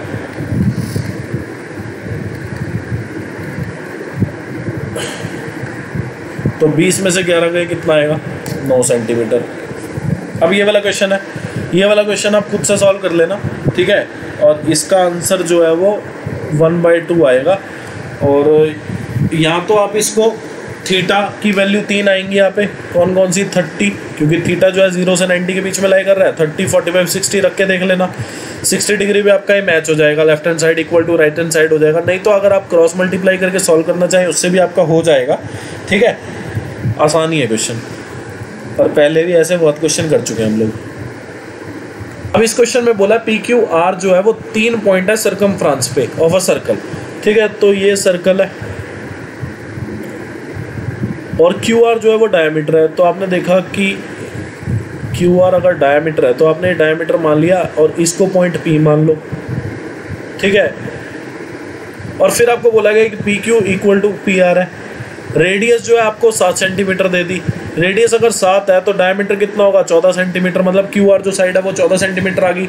और फिर एक और चीज़ आपको पता चलती है कि डायमीटर जो है सर्कमफ्रेंस के किसी भी पॉइंट के साथ 90 डिग्री एंगल बनाता है। अब आपको एक चीज़ पता लग गई क्या, कि हाइपोटेन्यूज की वैल्यू अगर 14 सेंटीमीटर है और ये ए है और ये ए है तो इसकी वैल्यू कितनी हो जाएगी 7√2 सेंटीमीटर। स्क्वायर को सॉल्व कर लेना, बेस का स्क्वायर परपेंडिकुलर का स्क्वायर 196, तो 2a स्क्वायर 196, तो ये कितना आ जाएगा 92 नहीं आएगा 98 आएगा। ठीक है 98 क्या होगा 49 को बाहर निकाल देंगे और √2 आसानी। अब ये वाला क्वेश्चन है, क्वेश्चन में बोला है कि 400 ऑरेंजेस जो है एक आदमी ने खरीदे 2000 रुपये में। तो आपने देखा 400 ऑरेंज अगर उसने 2000 में खरीदे तो एक ऑरेंज उसने कितने का खरीदा, आपने देखा एक ऑरेंज उसने 5 रुपये का खरीदा। 5 रुपये का एक ऑरेंज खरीदा, कितने ऑरेंज वो बेच सकता है 260 में ताकि उसका प्रॉफिट हो जाए 30%। आपने देखा कॉस्ट प्राइस एक ऑरेंज का कितना 5 रुपये, सेलिंग प्राइस कितना हो जाएगा cost price into 100 plus profit percentage by 100। तो आपने देखा कि 130/100 हो गया। ठीक है, तो एक ऑरेंज का सेलिंग प्राइस जो है वो 5 × 130/100 260 रुपये में कितने ऑरेंज बिक जाएंगे। तो एक ऑरेंज के सेलिंग प्राइस से डिवाइड कर दो, तो आपने देखा ये गया 2 पे और ये गया 20 पे, तो 20 × 2 कितना हो जाएगा आपके पास 40 जो है आपका आंसर बिल्कुल सही आ जाएगा। अब ये वाला क्वेश्चन है। ठीक है, पहले तो आपको एक चीज़ पता लग रही है कि अमाउंट जो है 2 साल में इतनी हो रही है, 3 साल में इतनी हो रही है। तो आपने देखा कि पहले तो 2 साल का फॉर्मूला लगा दो, amount equal to principal 1/t 2 साल, फिर 3 साल का फॉर्मूला लगा दो। ठीक है, अब सेकंड इक्वेशन को फर्स्ट इक्वेशन से डिवाइड कर दो, तो आपने देखा p से p जाएगा, राइट हैंड साइड में बचेगा 1/r/100 और लेफ्ट हैंड साइड में क्या बचेगा 296,352 और नीचे बचेगा 282,240। ठीक है, अब आप इसको सॉल्व करेंगे तो आप देखते हो कि r/100 जो है वो कितना हो जाएगा 296,352। अब कंपाउंड इंटरेस्ट के क्वेश्चन ना बहुत कैलकुलेटिव कर दिए कमीशन ने, मतलब TCS ने। पहले आसान क्वेश्चन पूछे जाते थे, मतलब जो आसानी से सॉल्वेबल और इसी चैप्टर के ही मुश्किल किए हैं। ठीक है, तो आपने देखा कि ये जो है 20 पे जाएगा और ये जो है 5 पे जाएगा, तो रेट आपके पास 5% आ गया। ठीक है, अब रेट आपके पास 5% आ गया, आपको प्रिंसिपल बताना है। तो प्रिंसिपल जो होता है वो क्या होता है आपको पता है, प्रिंसिपल जो होता है वो क्या होता है, सॉरी अमाउंट जो होता है वो प्रिंसिपल। तो 2 साल के हिसाब से, मतलब इस वाली इक्वेशन से सॉल्व कर लो इसे, अमाउंट इतना, प्रिंसिपल p, रेट आपको पता चल गया 5%, तो 5 20 21/20, तो 21/20 का स्क्वायर करूँगा तो 441/400 और ये इसको कितने पे काटेगा आपने देखा, ये इसको 64 पे काट देगा। ठीक है, तो प्रिंसिपल की जो वैल्यू है वो 64 × 400 जो कि कितना हो जाएगी आपकी ₹25,600। ठीक है, अब ये वाला क्वेश्चन है, लेफ्ट हैंड साइड और राइट हैंड साइड दोनों साइड स्क्वायर कर दो। ठीक है, तो आपने देखा k² + 9/k² minus 2 × k × 3/k और इधर कितना हो जाएगा 25, k से k गया, -6 है यहाँ, तो उधर जाके +6 हो जाएगा, वैल्यू जो है 31 आ जाएगी। क्वेश्चन में बोला है merchant announces 25% discount on the price of a shirt if one needs to have total rebate of इतना। तो आपको टोटल रिबेट का मतलब पता चलना चाहिए पहले। तो टोटल रिबेट माने टोटल डिस्काउंट, कि उसको टोटल डिस्काउंट मिला कितना है। ठीक है, और यहाँ पे देख सकते हो आप हिंदी में, अगर रिबेट का कोई मतलब नहीं पता कर पा रहा तो यहाँ पे आप देख सकते हो कि उसकी छूट चाहता है, मतलब उतना डिस्काउंट चाहता है वो। तो ईच शर्ट का प्राइस जो है वो कितना है 250 रुपये प्राइस है, मतलब 250 रुपये मार्क प्राइस है, और डिस्काउंट अगर मुझे निकालना है तो आपने देखा 250 रुपये मार्क प्राइस है, तो मार्क प्राइस का जो है 25% डिस्काउंट है। तो आपने देखा कि 62.5 रुपये एक शर्ट पे बच रहे हैं। आपने देखा कि मार्क प्राइस आपको दिया है ईच शर्ट का, हर शर्ट का आपको मार्क प्राइस दिया हुआ है। कितना दिया हुआ है आपका मार्क प्राइस दे रखा 250, 25% का डिस्काउंट बोला हुआ है। तो 250 का जब आपने 25% निकाला तो आपने देखा 62.5 रुपये जो है वो डिस्काउंट हो रहा है हर शर्ट पे, ठीक है। 875 रुपये का उसको टोटल डिस्काउंट चाहिए, एक शर्ट पे हो रहा है उसको 62.5 का। तो आप देखोगे जब इसको सॉल्व करके तो आपका 14 आ जाएगा। ये जो 14 आया ये नंबर ऑफ टोटल शर्ट्स आ गई, ठीक है, जो बंदे को परचेज करनी पड़ेगी, ठीक है। 62.5 रुपये एक शर्ट पे डिस्काउंट है, 14 शर्ट पे डिस्काउंट जो है वो 875 रुपये हो जाएगा। अब ये वाला क्वेश्चन है, आप इसका सॉल्व कर लो। थीटा की वैल्यू, 3 वैल्यू तो आपको पता ही है, 30, 45, 60 रख के देखो। चलो पहले क्या रखें, पहले 30, 45 रखने का तो फ़ायदा नहीं, √2 आ जाएगा। √2 से सॉल्व करेंगे तो इसको 1/√2, √3/2, इसको काटना मुश्किल हो जाएगा। 30 या 60, तो पहले तो 30 रख लो। 30 रखा तो आपने देखा कि 30 पे यहाँ पे 3/4 आ जाएगा, और यहाँ 4 + √3, और यहाँ पे 30 पे 1/2,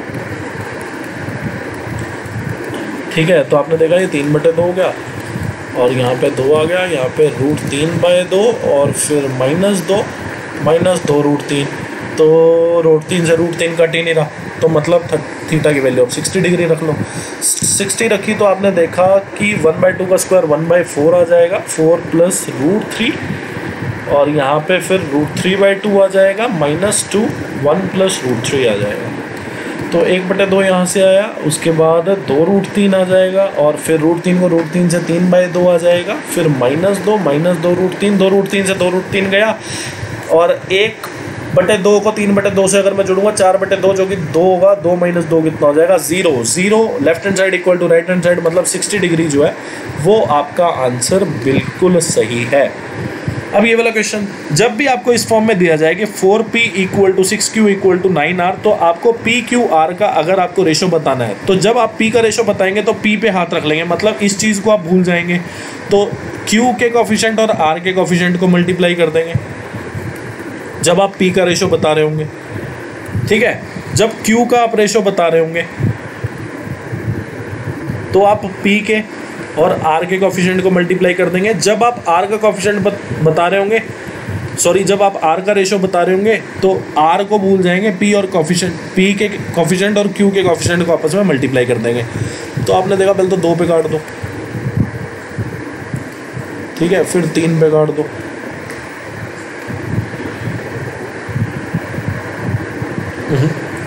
तो यहाँ पे आ गया आपका 9:6:4। अब ये वाला क्वेश्चन है, देखो हम अपने वाले तरीके से करेंगे, कितना मज़ा आएगा ये क्वेश्चन करने में। देखो, और दिया इतना बड़ा हुआ है जैसे पता नहीं कितना का बड़ा तोप हो ये क्वेश्चन, पर इतना बड़ा तोप नहीं है, आसान क्वेश्चन है, बिल्कुल आसान है। मैंने आपको बताया था जब भी आपको 2 स्पीड गिवन हो, ठीक है, तो हम सिर्फ अपने अंदाज से चलेंगे, हम किसी का अंदाज फॉलो नहीं करने वाले। जब भी हमारे पास 2 स्पीड गिवन हो, देखो आपने देखा कि अब एक पर्सन है, वो प्लेस ए से प्लेस बी पे गया, ठीक है, कितने की स्पीड पे, 4.5। 4.5 की स्पीड पे मतलब मैं लिख सकता हूँ 9/2, 4.5 को मैं लिख सकता हूँ 9/2 की स्पीड पे। तो जब भी आपको 2 स्पीड गिवन हो, एक स्पीड आपको 9/2 गिवन है, और फिर वहाँ प्लेस बी पे वो पहुँच गया और 1.5 घंटा रुका, और फिर प्लेस ए पे आ गया इतने की स्पीड पे, और चला वो था 2 बजे दोपहर को, शाम को 7 बजे वो वापस आ गया। आपको बताना डिस्टेंस कितना है। देखो आपने देखा 2 स्पीड आपको गिवन है, हम अपनी उसूलियत के हिसाब से क्या करेंगे, डिस्टेंस और टाइम निकाल लेंगे, ठीक है। 9/2 और 6 का एलसीएम लेके हमारे पास क्या आ जाएगा, डिस्टेंस आ जाएगा। डिस्टेंस हमारे पास कितना आ गया, 18। 9/2 और 6 का एलसीएम जब हम लेंगे तो आपको पता है फ्रैक्शन है, यहाँ भी 6 के साथ भी फ्रैक्शन बना लो। जब भी एलसीएम आपको निकालना हो फ्रैक्शन का, तो हम क्या करेंगे, LCM of numerator bye HCF of denominator. ऊपर न्यूमरेटर का एलसीएम कितना आया, 18, एचसीएफ कितना आया डिनोमिनेटर का, 1, तो 18/1, तो 18 जो है वो हमारे पास एलसीएम आ गया, यानी कि डिस्टेंस आ गया। टाइम निकाल लो, ये हमारे हिसाब से आया। डिस्टेंस और टाइम जो निकालेंगे हम अपनी उसूलियत के लिए, अपने उससे निकालेंगे, वास्तव में डिस्टेंस नहीं है, पर कैलकुलेशन को ईजी करने के लिए मैं आपको डिस्टेंस और टाइम निकलवाता हूँ। डिस्टेंस जो है हमने एलसीएम लेके निकाल लिया, टाइम जो है डिस्टेंस अपॉन स्पीड हो जाएगा। डिस्टेंस 18, स्पीड कितनी, 9/2, तो 18/9/2, तो कितना हो जाएगा, ये 4 हो जाएगा, और 18/6 कितना, 3। तो आपने यहाँ पर एक चीज़ देखी क्या, कि टाइम जो है वो प्लेस ए से प्लेस बी पे जाने पे 4 लग रहा था, और प्लेस बी से प्लेस ए पे आने पे कितना लग रहा था, 3, तो टाइम जो है टोटल कितना लगा 7, मतलब ट्रेवलिंग टाइम जो है टोटल वो कितना है 7 है।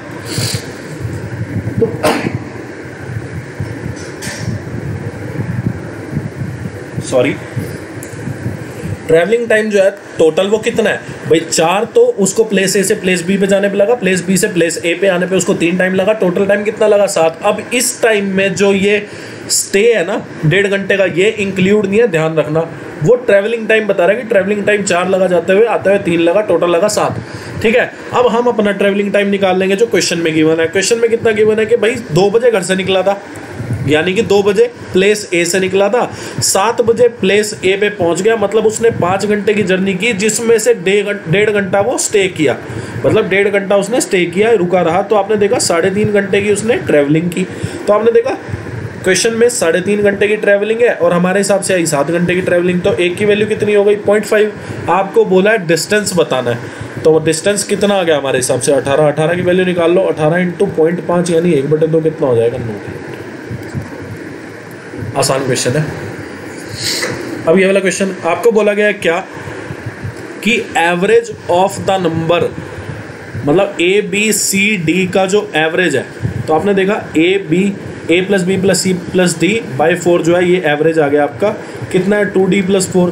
तो आपने इसको सॉल्व किया तो आपने देखा a plus B plus C plus d की जो वैल्यू है वो कितनी आ गई 8d प्लस 16। उसके बाद आपको बोला है कि a प्लस बी का जो एवरेज है वो कितना है 8, तो a प्लस बी का टोटल कितना हो गया 16, b प्लस सी का जो एवरेज है वो 5 है, तो टोटल कितना हो गया 10, c और d का जो एवरेज है वो 4 है, तो टोटल कितना हो गया 4 दूनी 8, 5 दूनी 10, 8 दूनी 16।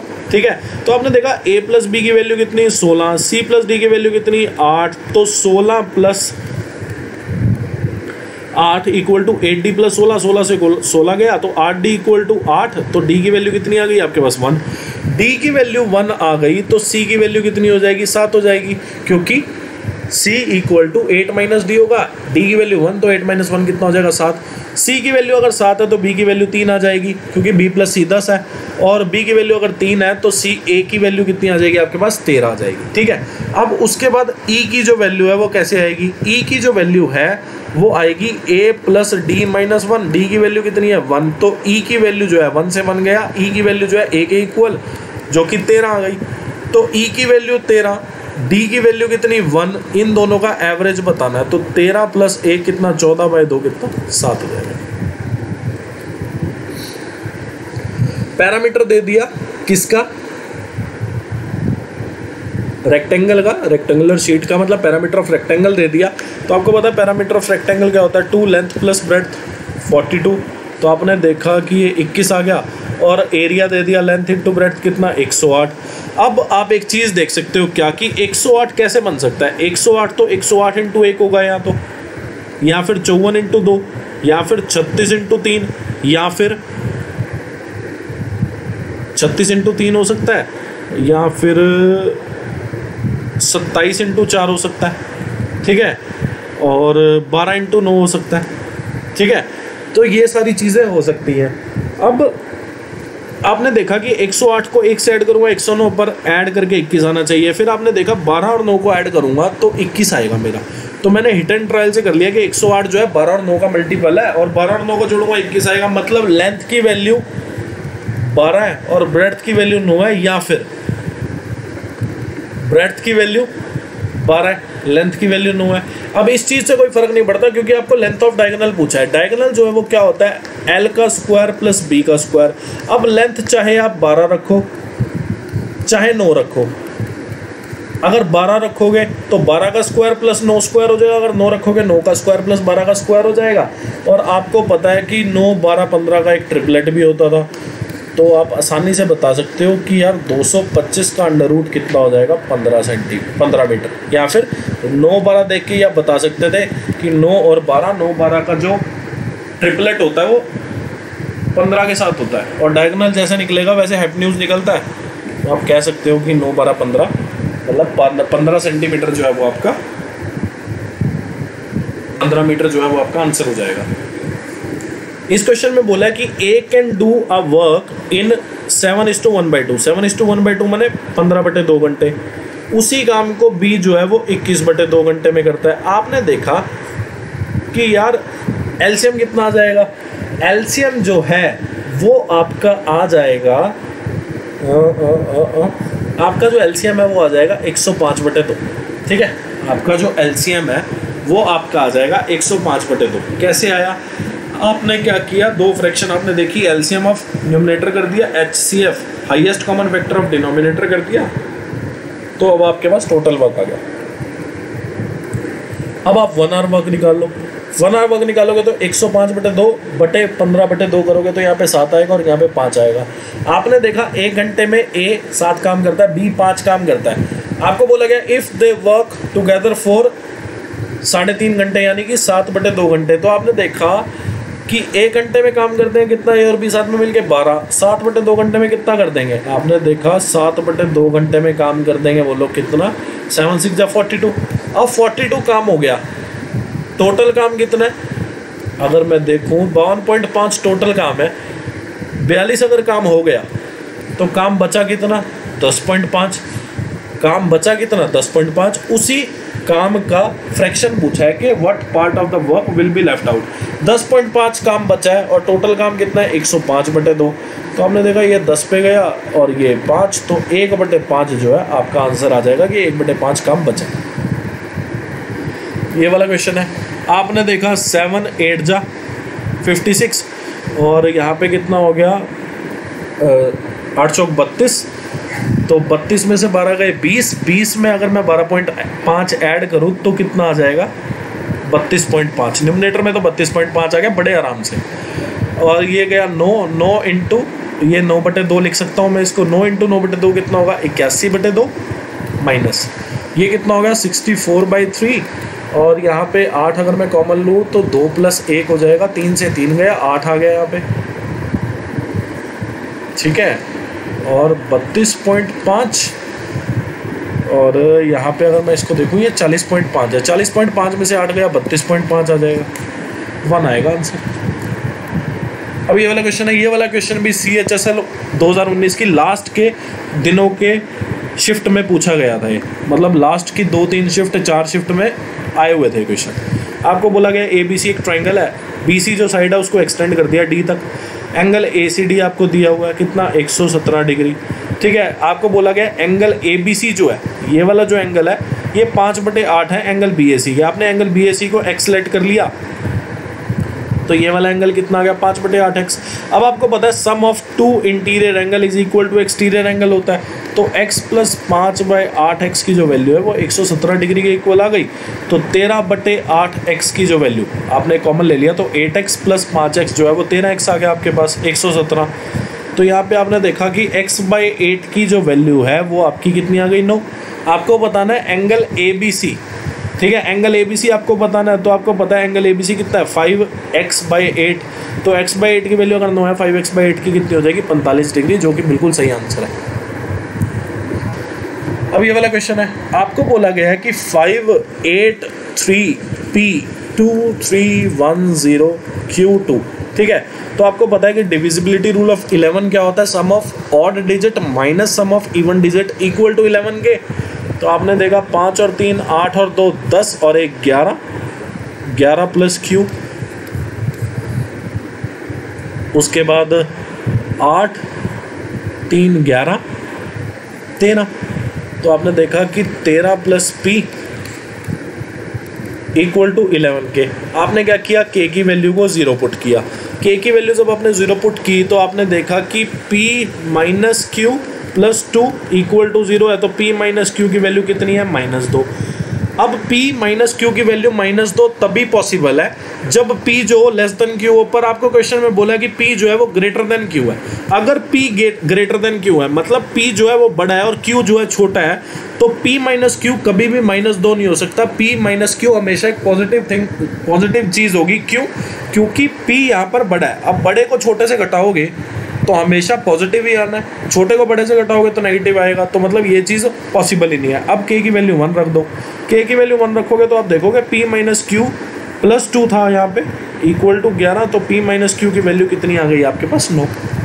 अब 9 तभी आ सकता है जब P की वैल्यू 9 रखी जाए और क्यू की वैल्यू 0 रखी जाए, तभी p माइनस क्यू नो होगा। ठीक है, अगर बोले देखो p और q सिंगल डिजिट नंबर है, सबको पता है ये सिंगल डिजिट है, ये भी सिंगल डिजिट है। अब आप 8 रखो, यहाँ 0 रखो, 8 माइनस 0 कितना 8, और q की अगर आप वैल्यू कुछ रखते चले गए तो कभी भी यहाँ पे 9 जैसी आइटम नहीं बनेगी। 9 तभी बनेगा जब यहाँ पे 9 रखा जाएगा p की जगह और q की जगह 0 रखा जाएगा, तभी दोनों का डिफरेंस 9 होगा। अन्यथा आप 9 के अलावा या फिर p को 9 रख के आप q की कोई भी वैल्यू रख लो 0 के अलावा, तब भी 9 नहीं बनता, और p की कोई भी वैल्यू रख लो, q की भी कोई भी वैल्यू रख लो, तब भी कोई 9 नहीं बनता p माइनस क्यू। तो आपने देखा p की वैल्यू जो है वो 9 पॉसिबल है, q की वैल्यू 0 पॉसिबल है, तभी p माइनस क्यू 9 होगा। तो 9 इंटू 0 आपसे पूछा है, p इंटू क्यू आपसे पूछा है, जो कि 0 होगा। X cube plus y cube का फॉर्मूला क्या होता है, सबको पता है, एक्स प्लस वाई का whole square minus 3xy equal to 468। अब x प्लस वाई की वैल्यू आपको पता है कितनी, 12। तो आपने देखा 12 तिया 36 और 12 ने में 108, और ये कितना हो गया 144, 12 का स्क्वायर 144, तो 144 में से 39 गए इक्वल टू 3xy। तो 3xy की जो वैल्यू होगी वो कितनी हो जाएगी आपके पास 105। तो xy की वैल्यू जो है वो आपके पास कितनी हो जाएगी 35। अब आपको पता चलेगा कि सबसे पहले मैंने xy क्यों निकाला। xy मैंने इसलिए निकाला क्योंकि मुझे x की पावर 4 प्लस y की पावर 4 की वैल्यू निकालनी है। वो मैं कैसे निकालूंगा, पहले x प्लस वाई से मैं x square plus y square तक पहुंचूंगा, और x square plus y square से मैं x की पावर 4 प्लस y की पावर 4 तक पहुंचूंगा। तो आपने देखा कि पहले मैंने इसको स्क्वायर कर दिया, लिख देता हूँ, ठीक है। मैंने क्या किया, दोनों साइड स्क्वायर कर दिया। आपने देखा x square plus y square plus 2xy equal to कितना होगा 144, और xy की वैल्यू 35, 35 दूनी 70, और 70 को अगर मैं घटा दूं 144 से तो आप बोलोगे कि सर 74 आ गया। अब दोबारा स्क्वायर कर दो, दोबारा आपने स्क्वायर किया तो आपने देखा x की पावर 4 प्लस y की power 4 plus 2 x square y square, तो एक्स वाई का होल स्क्वायर लिख लो। और 74 का जो स्क्वायर होता है वो कितना होता है, आप सबको पता है 45476 होता है, ठीक है। और यहाँ पे एक्स वाई की वैल्यू 35, 35 का स्क्वायर कितना होगा 1225, ठीक है। ये तो सबको ही रट रखा होगा, पहले 50 नंबर का स्क्वायर और पहले 20 नंबर का क्यूब सबको याद करना है एग्जाम के लिए, चाहे वो एसएससी का कोई भी एग्जाम हो, ठीक है। तो आपने देखा 5476 2 इंटू 1225, 1225 यानी 2450 हो जाएगा, मतलब इन दोनों को मल्टीप्लाई करूंगा 2450 हो जाएगा, 5476। तो आपने देखा कि 26 बचा और फिर 30 बचा, 30 26 जो है आपका आंसर बिल्कुल सही होगा। अब ये वाला क्वेश्चन है, इस क्वेश्चन में मैं आपको इतनी बार चीज बता चुका हूँ। क्या आपने क्या चेक करना है, सबसे पहले आपने चेक करना है कि स्क्वायर वाली टर्म लेफ्ट हैंड साइड में है, कांस्टेंट चाहे लेफ्ट में हो चाहे राइट में हो कोई फर्क नहीं पड़ता। ये जो कांस्टेंट है ये चाहे इक्वल टू के लेफ्ट में हो चाहे इक्वल टू के राइट में हो, कोई फर्क नहीं पड़ता। आपने क्या चेक करना है, आपने चेक करना है कि A square plus B square plus C square जो है वो लेफ्ट में हो, और राइट में जो हो वो ए बी और सी हो, और दो जो है ब्रैकेट के बाहर हो, मतलब 2 ब्रैकेट के बाहर हो और अंदर जो भी लिखा हो। तो a के पहले जो कॉफिशेंट है, मतलब a का जो कॉफिशेंट है वो a की वैल्यू होगी, b का जो कॉफिशेंट है वो b की वैल्यू होगी, c का कॉफिशेंट c की वैल्यू होगी, जब a स्क्वायर b स्क्वायर और c स्क्वायर का कॉफिशेंट जो है वो 1 1 होगा, ठीक है। ध्यान रखना लेफ्ट हैंड साइड में क्या होना चाहिए, स्क्वायर की टर्म कांस्टेंट कहीं भी, और राइट हैंड साइड में क्या होना चाहिए, a b और c ब्रैकेट के बाहर जो है वो 2 होना चाहिए। अगर ब्रैकेट के बाहर 4 है, ठीक है, तो आप इसको क्या करो, ब्रैकेट के बाहर 2 कर दो, अंदर 2 से मल्टीप्लाई कर दो। ब्रैकेट के बाहर आपको सिर्फ 2 रखना है, चाहे आपको 8 दे दे चाहे आपको 10 दे दे, आपको लास्ट में क्या करना है, ब्रैकेट के बाद 2 रखना है। और उसके बाद जो अंदर a का कोएफिशिएंट होगा a की वैल्यू, b का कोएफिशिएंट b की वैल्यू, c का कोएफिशिएंट c की वैल्यू, तब जब a स्क्वायर का कोएफिशिएंट 1 हो, b स्क्वायर का 1 हो, c स्क्वायर का 1 हो। तो आपने देखा कि a की वैल्यू 8, 4 8 32, b की वैल्यू 5, 8 5 40, c की वैल्यू -9, माइनस और -9 क्या हो जाएगा +9। तो आपने देखा कि 32 और 9 41 प्लस 40 कितना 81, अंडर रूट कितना हो जाएगा। अब ये वाला क्वेश्चन है, आपने देखा कि sin 60 की वैल्यू कितनी होती है, sin 60 की जो वैल्यू होती है वही cos 30 की वैल्यू होती है। तो sin 60 की वैल्यू √3/2, √3/2 का स्क्वायर करेंगे तो 3/4, 3/4 का दोबारा स्क्वायर करो तो 9/16, यहाँ पे भी 9/16 आएगा। tan 45 1 होता है, cot 30 √3 होता है, √3 का स्क्वायर cos 45 1/√2 का स्क्वायर 1/2, कोसेक 45 √2 का स्क्वायर, और सेक 60 जो होता है वो क्या होता है 2 का स्क्वायर, जो कि कितना आएगा आपका 4 आएगा। ठीक है, और आपने देखा 9/16 प्लस 9/16 कितना होगा, तो आपने देखा 18/16 होगा।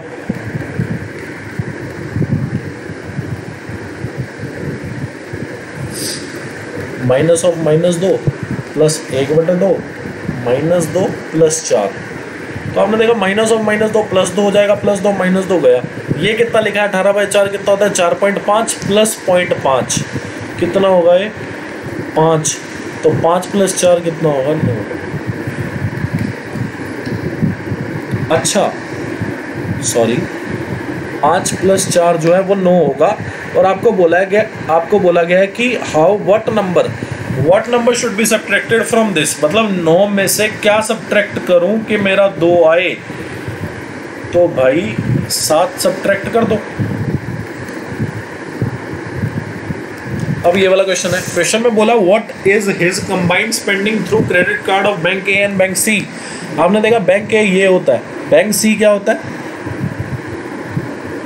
ये, ठीक है।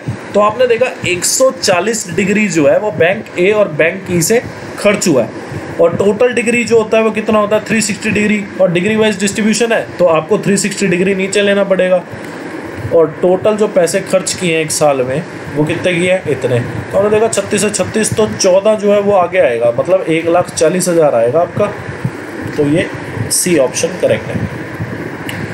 क्वेश्चन में बोला the difference between the central angle of the sector corresponding to the section of A and F. A कौन सा है ये, एफ कौन सा है ये। तो आपने देखा कि परसेंटेज में कितना डिफरेंस है, आपने देखा 20 में से 12 गए तो 8%। टोटल डिग्री कितना होता है 360 डिग्री, तो 8% की जो वैल्यू होगी 360 डिग्री का वो कितना होगा 28.8 डिग्री। तो 28.8 डिग्री जो है वो बिल्कुल सही हो जाएगा।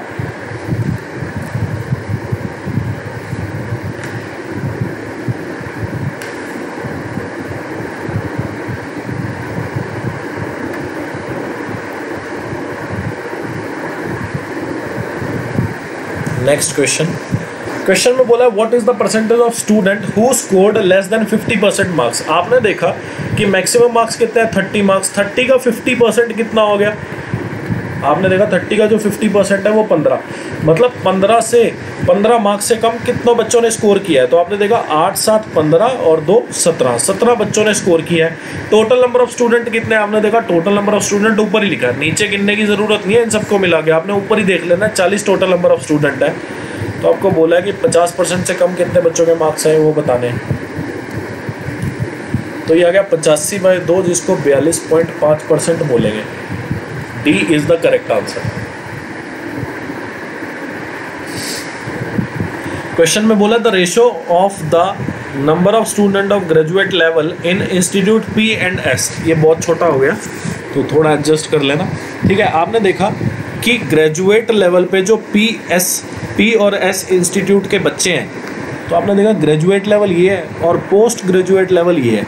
तो P और S, P जो है वो 25% है, S जो है वो 20% है, टोटल कितना हो गया 45%। किसका टोटल नंबर ऑफ स्टूडेंट जो ग्रेजुएट लेवल पे कितने 12,400। इसका रेशो बताना है पोस्ट ग्रेजुएट लेवल के बच्चों से, तो पोस्ट ग्रेजुएट लेवल के बच्चे कितने हैं पहली बात तो 8,000, उसमें P कितना है 36%, S कितना है 18%, तो टोटल कितना हो गया 54%, ठीक है। तो पहली बात तो परसेंट हटाया तो 2200 लगाया, 100 से 100 चला गया, ठीक है जी। ਉਹਦੇ तो बाद की करांगे आप 45 नाल 54 काट देंगे, ठीक है। तो 45 से हमने 54 काट दिया। अब 2 0 से 2 0 काट देंगे, ठीक है। और फिर उसके बाद ये 4 पे काट दिया और ये भी 4 पे जाएगा, कितने पे जाएगा 31 पे जाएगा। और ये तो 31/24 जो है, मतलब सी जो ऑप्शन है वो बिल्कुल सही है। 31/24 जो है वो हमारा आंसर बिल्कुल सही आ जाएगा, ठीक है। तो इस वीडियो में इतना ही। वीडियो अच्छी लगी हो वीडियो को लाइक कर देना, चैनल को सब्सक्राइब कर देना, शेयर कर देना, फ्रेंड रिलेटिव नोन आपका जो भी एसएससी का किसी भी एग्जाम की तैयारी कर रहा है कमेंट कर देना जो HW में आपसे क्वेश्चन पूछे गए हैं, फॉलो कर लेना। Thanks for watching this video. आप लोग खुश रहें, तैयारी करते रहे। Thank you.